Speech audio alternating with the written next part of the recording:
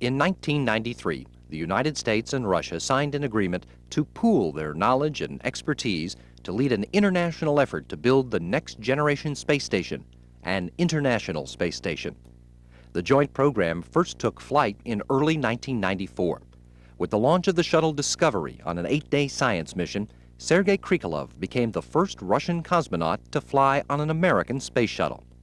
The next step in the process? Prepare to fly the American space shuttle and the Russian space station together. In February 1995, Discovery took off for the first-ever shuttle rendezvous with the Russian space station Mir to verify flight techniques between the two craft prior to the first attempt to link them together in space. Mission controllers in Houston and in the Moscow suburb of Kaliningrad worked together to overcome the problem posed by a leaking thruster on the shuttle, and Commander Jim Weatherby guided the orbiter to within 37 feet of the Russian station. We are bringing our nations closer together. The next time we approach, we will shake your hand, and together we will lead our world into the next millennium.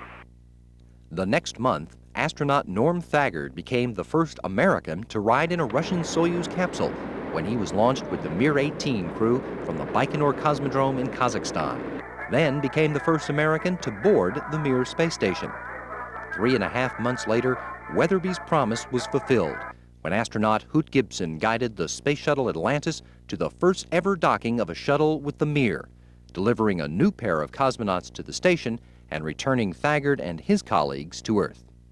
Atlantis returned to the Mir at the end of 1995, and in a preview of assembly of the International Space Station, installed a docking port to Mir, which provided easier access for future docking missions while expanding the size of the Russian station.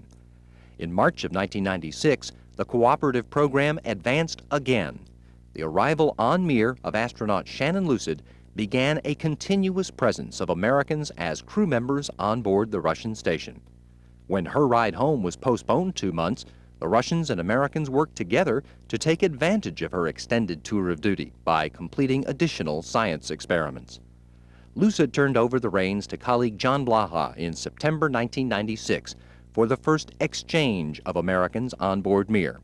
Her stay on orbit of 188 days ranks as the longest spaceflight by any American and by a woman of any nationality. While Americans and Russians learned how to work together in space, flight controllers on Earth built their relationships. NASA support teams joined Russian flight controllers at the Russian Mission Control Center to monitor activities on the Mir, while American astronauts became part of the community at the Gagarin Cosmonaut Training Center in Star City and trained alongside their Russian colleagues. The on-orbit work continued as John Blaha was relieved on Mir by astronaut Jerry Lininger in January 1997. The Navy physician's medical expertise was called upon a month later as he monitored the health of his Russian and German crewmates following a fire caused by a faulty oxygen generator. That fire, along with persistent problems with cooling systems on the Mir, caused Lininger and his crewmates to work additional hours for several weeks to complete the repairs. Then, in April, he joined his Russian commander, Vasily Siblyev, for an excursion outside the station, becoming the first American to walk in space wearing a Russian spacesuit. Astronaut Mike Foale took over from Lininger in May, and just 1 month later, the Russian and American programs dealt with the unexpected again, when a Progress resupply ship collided with the station's Spectre module and ruptured its hull. It was the most serious accident in the Mir's history. With the depressurized Spectre sealed off, Foale and his crewmates worked for weeks to restore key systems and to try to locate the puncture in Spectre's hull. Mir-24 commander Anatoly Soloviev and flight engineer Pavel Vinogradov conducted a spacewalk inside the station to rig cables which restored the use of Spectre's undamaged solar arrays. And in September, Foale joined Soloviev for an excursion outside the station. With future spacewalks in mind, astronaut David Wolf was tapped to fly to the Mir next, in place of astronaut Wendy Lawrence. In September, Wolf was launched as the 6th American to live on the Mir, and in January of this year, he followed Lininger and Foale in taking a spacewalk wearing a Russian Orlan spacesuit. After 4 months of research, and with the Mir in good working order again, Wolf handed the baton to astronaut Andy Thomas, who was on board in March as the American presence in space eclipsed 2 continuous years, time now considered invaluable in laying the groundwork for future operations on the International Space Station.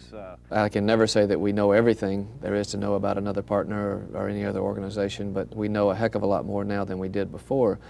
And I think the important thing is that we know enough now to begin ISS and have confidence that we can do it safely and do it effectively.